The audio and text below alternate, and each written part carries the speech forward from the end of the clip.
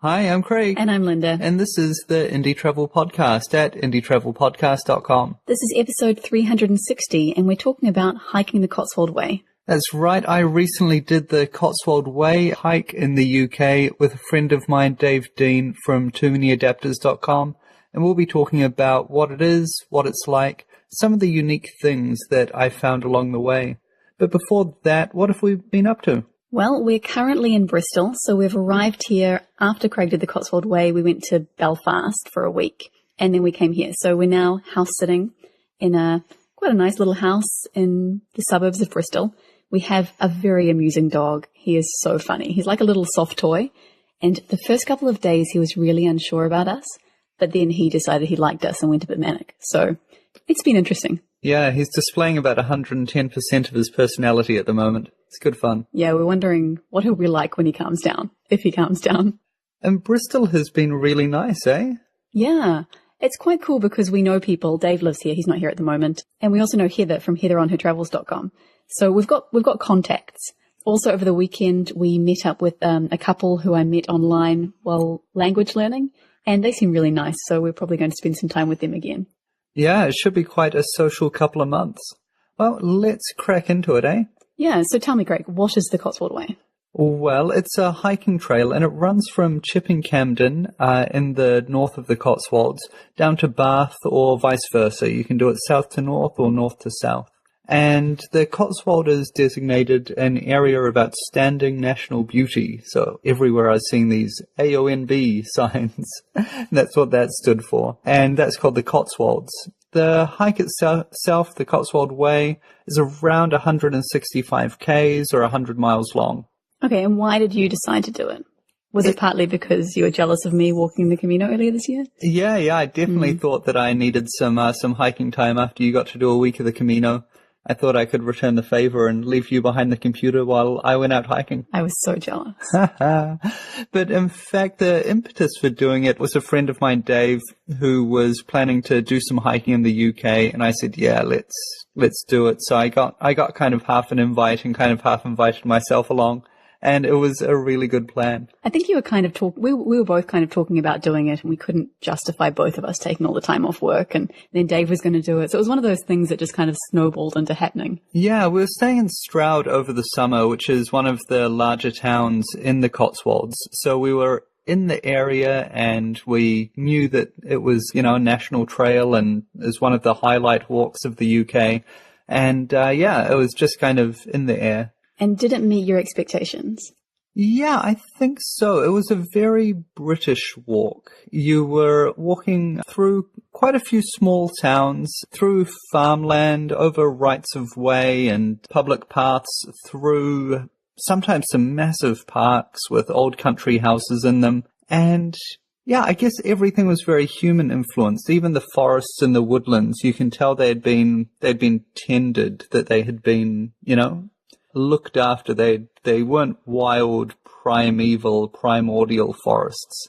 They were very much, there've been people here for tens of thousands of years interacting with this environment. One of the things that was quite special, I guess, was the local stone, type of sandstone, I think, and it's this yellowy white color. And as you walk through the Cotswolds, all of the ground is made out of this stone. And as you walk along, the color of it changes from more of a white corally kind of color into almost like a honey kind of color as the land changes. That's interesting. Yeah, it was quite neat because this is the local stone, so everything's quarried from it, and everything from tiny little huts to great big kind of manor houses are all built with this stone. That's really cool. So I think that's one thing that's very different from our previous walks, but most of our walks that we've done in the past have been in New Zealand and in Spain. So you mentioned that it seemed very tended, so that's a big difference from walking in New Zealand, right? Yeah, We're in just the forest. How do you think it differs from walking the Camino, which is another one of the longer hikes that we've done? Well, I guess the big thing is the amount of pre-planning that I had to do, or Dave and I had to do, to make this walk work. With the Camino, there are places to stay. It feels like every 5Ks, maybe more realistically every 10Ks. There's this huge industry devoted to people walking on the Camino. in the Cotswolds, there is sufficient infrastructure, but you're often staying in little B&Bs that might just have, 1 to 3 rooms, or staying in small pubs where they might have half a dozen rooms available for rent. So we actually needed to book things out in advance, maybe about 6 weeks in advance, actually. And we had to change our original start dates because we couldn't get accommodation in the places that we wanted to stay, like in the towns that we planned out our route. And yeah, we had to plan where we would start and where we would stop every day well in advance. And I feel like with the Camino, you can just wake up in the morning and decide if you want to do 15Ks or 45Ks and just, walk to that town, and there's a really high chance you'll be able to find somewhere to sleep. I didn't feel like that at all with this walk. And there were days when we felt like we could have gone further, and days, especially with my feet, that got a bit blistered by the end of it. There were days when I could have taken a day off or walked a shorter day, and it would have been better. But we didn't have those options because we had to kind of pre-book all the accommodation.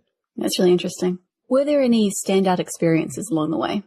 Yeah, I think there's quite a few, and they're those small moments of joy that you get from hiking that maybe not translate so well into a story. I remember meeting a dog walker at the top of Cleve Hill, and we were standing looking out with this 360-degree view of the farmland and the towns all around, and just having a chat about all sorts of stuff while kicking the ball and throwing the balls for the dogs. And that was just a real human standout moment. Mm-hmm. I was thinking about that. On our last day, we'd just finished a pub lunch, and we were walking out of town on the trail to get to the finish point. We're just in the last couple of hours of the walk. So by this point, we were on day 8. We were footsore, everything, just felt a bit tough, but we're excited as well about coming to the end, and a little bit sad about coming to the end as well. And coming down the path towards us were 2 super extroverts from Portland. One of them literally had a feather in her cap, had an old school hunting cap.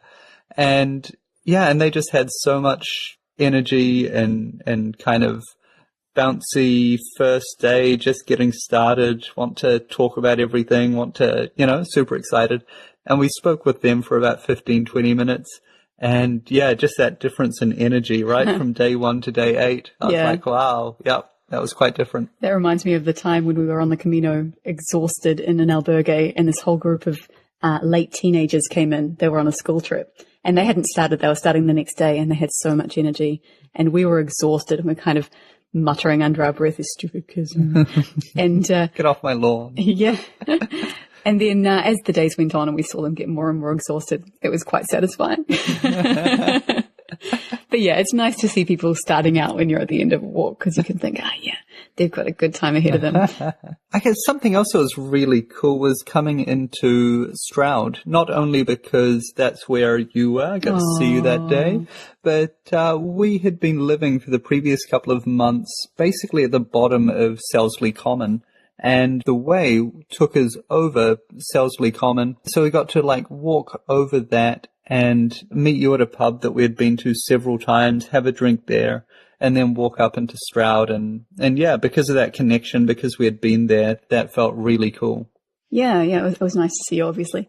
I think it's worth saying that the Cotswold Way can also be divided up into sections, and you can do it in bits if you like. So in this case, Craig and Dave came into Stroud and I walked for the weekend with them. So I did Saturday and Sunday, which was really good. I met them on Friday, we did about half an hour to get into town. And then they stayed the night at the accommodation where I was staying. And I joined them for the next 2 days. And then I kind of veered off as we were coming into Cheltenham Spa. They continued straighty, righty, and I went left into Cheltenham and caught the train back. Actually, it was the bus in the end because it was difficult. Transport can be a bit of a challenge if you're wanting to do little segments. But it was really cool. And I think one of my highlights was also people. Remember when we came to the top of one of these lookouts and we saw some people napping? They were just having a rest, and they stopped us because they recognized our accents and they wanted to talk about being New Zealanders. They weren't New Zealanders, but they quite liked New Zealand. And then we saw them again later on because we stopped for lunch, and they obviously stopped napping and continued on and stopped somewhere else for lunch. And we came across them again napping somewhere else. And we were making jokes about napping the Cotswold Way, which, yeah, I think it's quite a good idea. Yeah. So let's talk about practicalities. How far were you walking each day?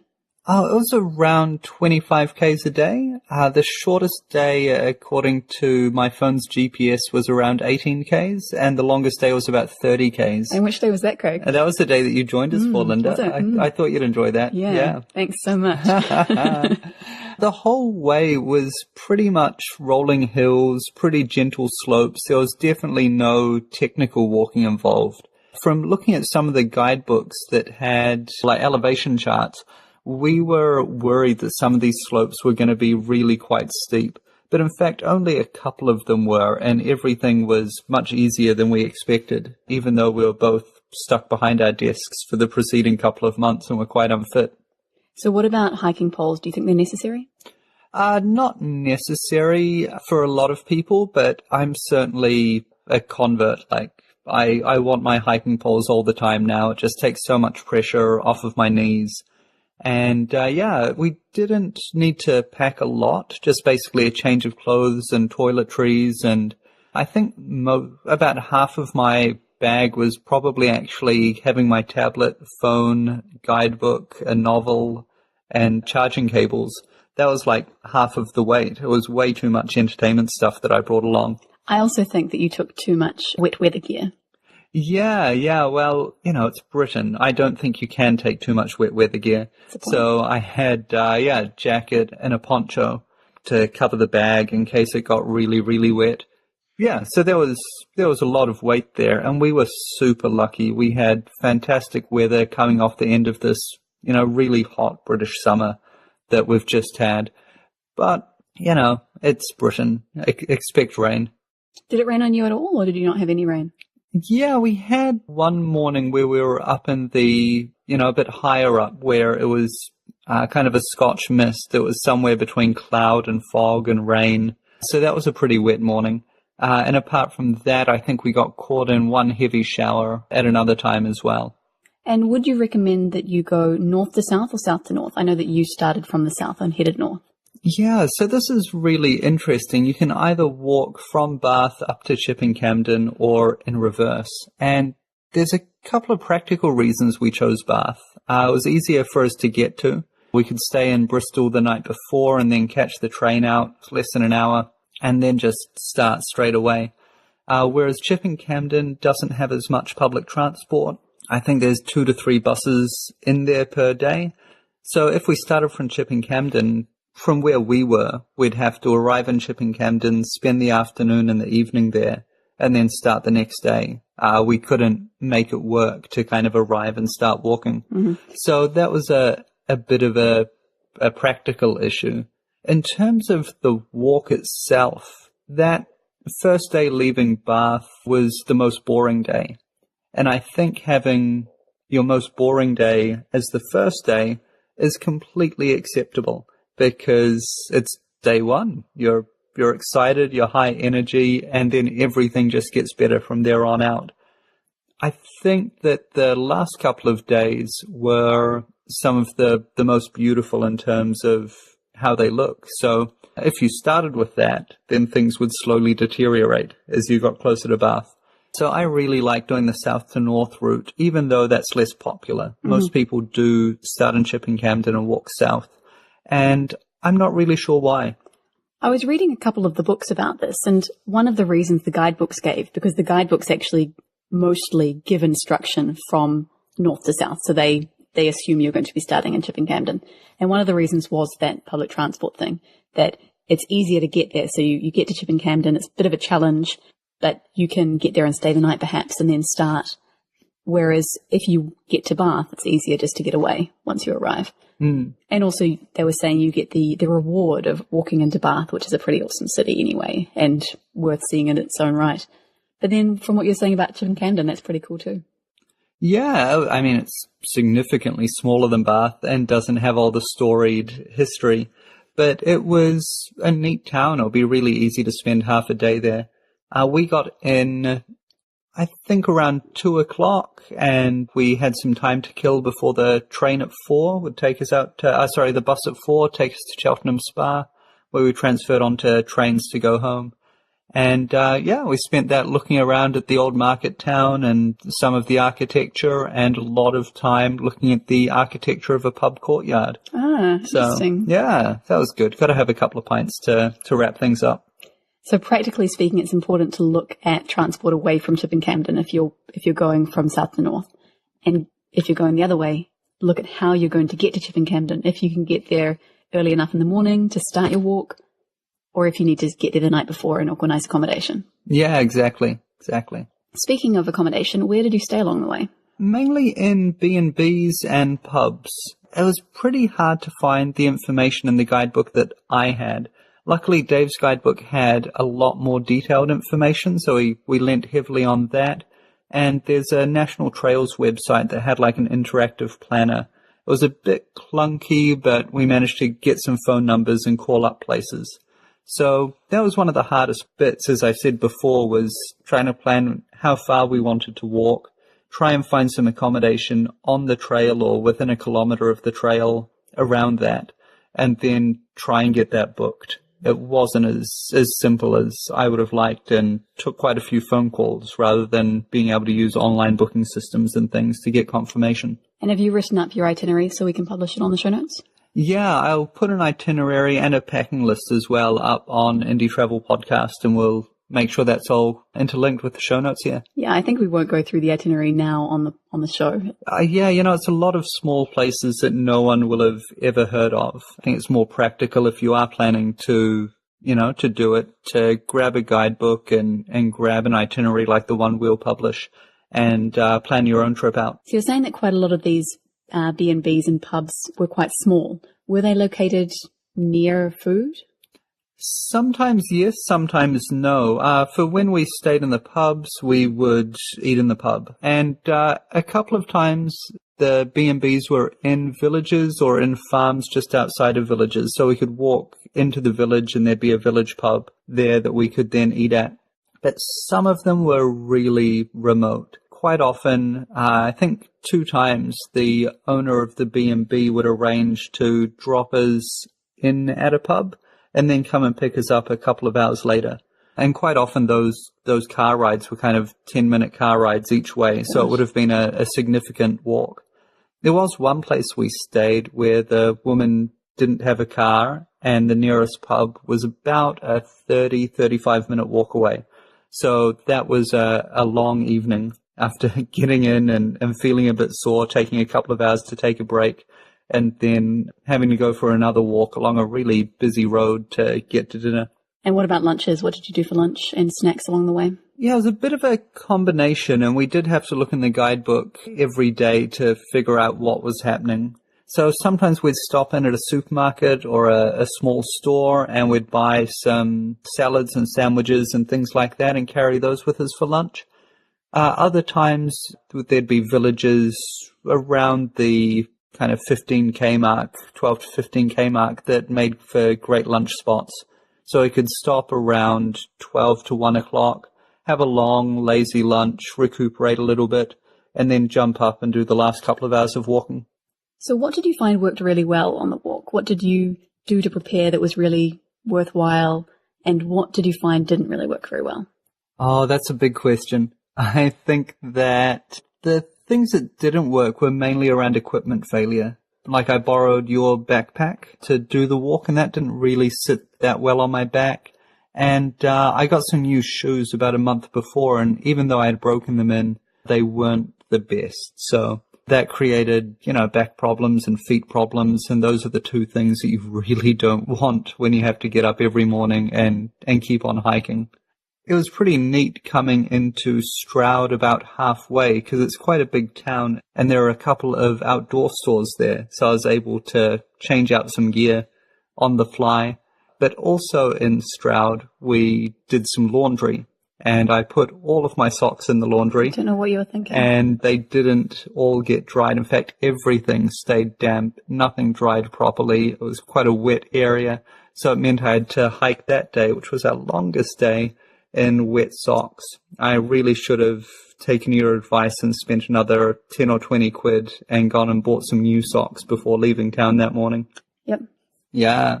As for things that went well, I think that it was good and lucky that Dave and I had a pretty similar approach and pretty similar pace when it came to walking. We'd never done anything like this before, and it was good that, I'm not a morning person at all, and he would be up first and, ready to go. And that was fine, but I could also get up within a reasonable period of when he wanted to be going. So that was good that we were kind of in sync there. It wasn't like one of us wanted to be leaving at 6 and the other one wanted to be leaving at 9. And in fact, what we did was timed everything around breakfast. So we had organized with the B&B or with the pub to have breakfast at about 8. And breakfast was always huge. If you've never had a British B&B breakfast, they are something quite spectacular. It's an entire plate full of fried food with some baked beans alongside it. You normally have sausages, bacon, black pudding, mushrooms, and baked beans, eggs, along with tomatoes. toast. Yeah, and then fried eggs and tomatoes as well. So for someone that normally just has an espresso for breakfast and then starts eating it around lunchtime, this was a huge amount of food, and it really kept me fueled up right through the day. Cool. So do you think it was good to switch to having these large breakfasts for the walk? Do you think that helped, or do you think it disrupted your patterns?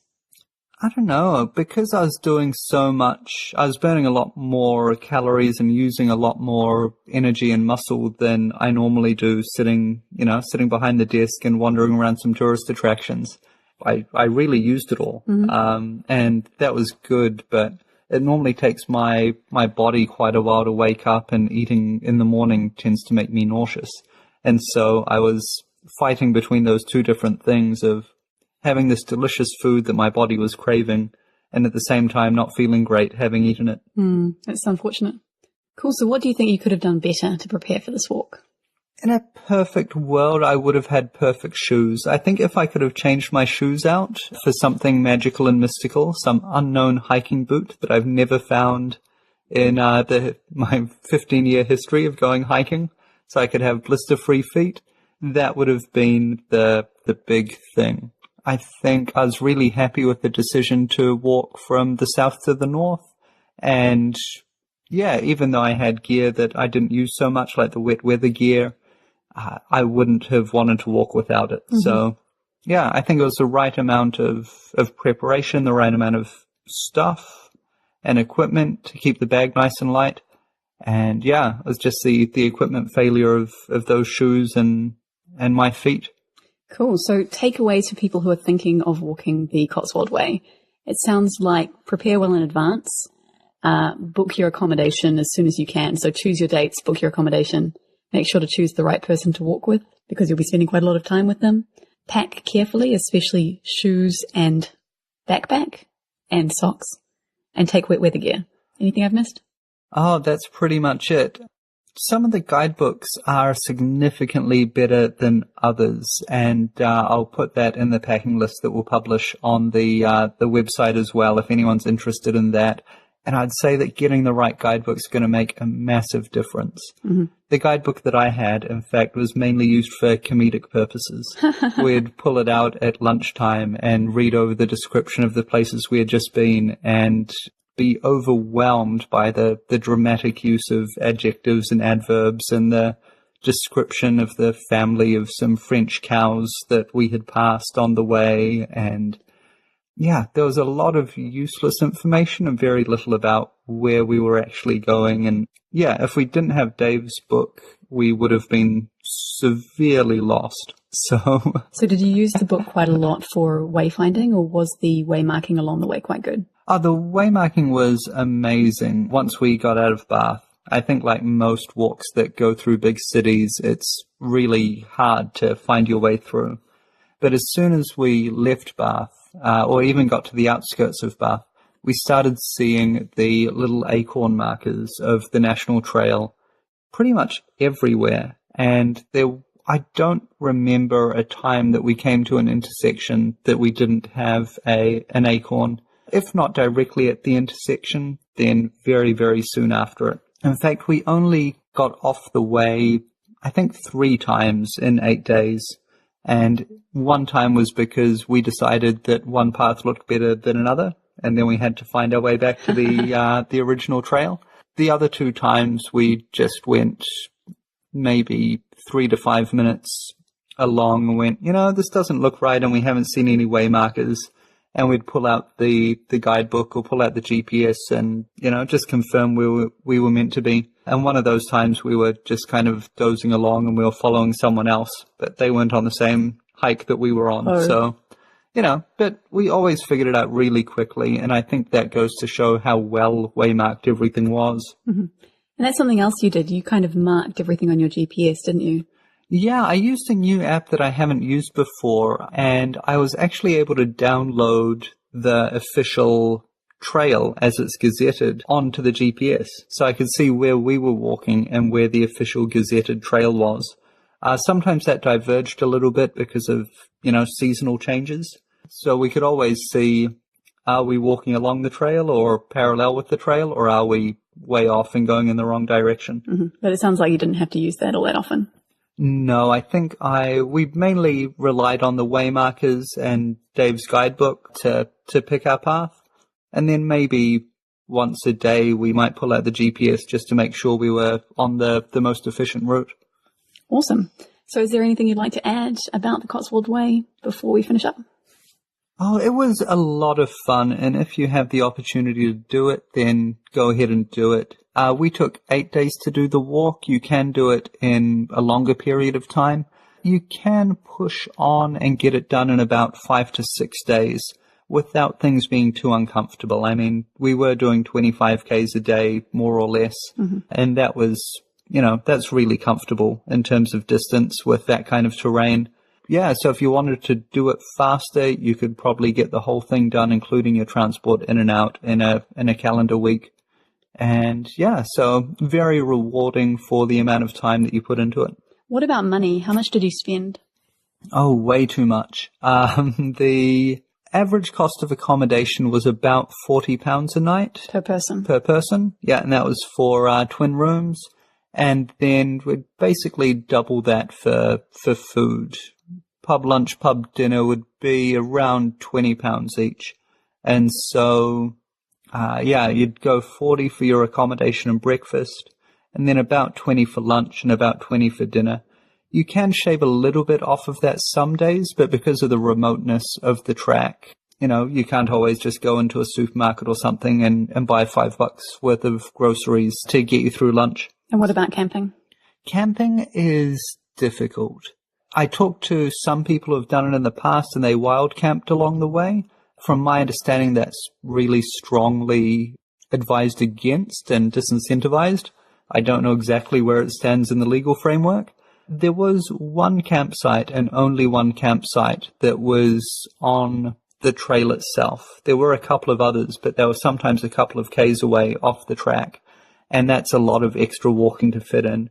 So we decided I was better off, rather than buying some extra gear to go camping and then to only be able to use it on 1 or 2 nights and have to do a whole lot of extra Ks, instead to forget about that and just go with the B&Bs and pubs.